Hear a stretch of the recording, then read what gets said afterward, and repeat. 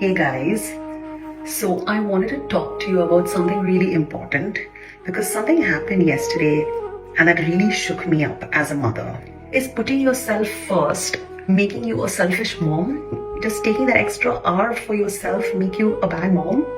So I got my son to take the late bus, and by the time I went to pick him up from his stop, he entered the car crying, like literally sobbing.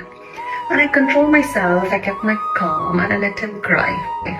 I know that once he's home, he'll feel better.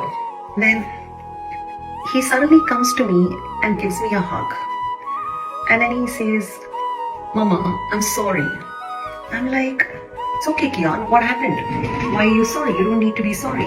So he said, Ma, I left one of my boots in the bus. I said, what? You came home with one boot, like with one shoe, you left the other one. So he said, yeah, I wet my socks, I was playing with snow, and then I fell asleep in the bus because it was a long day, and by the time the stop reached, you're usually in a rush, I couldn't find the other pair of my shoes, so I just got out and entered the car in a rush with just one boot. That put me on a guilt trip. When he said sorry for this small little thing, I went into a total mom guilt mode. I don't know, but I just feel like I question myself sometimes, like, is putting yourself first making you a selfish mom?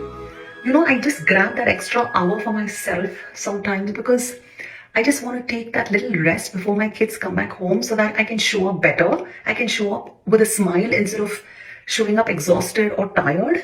Just taking that extra hour for yourself make you a bad mom? I don't know. I just would love to hear your thoughts.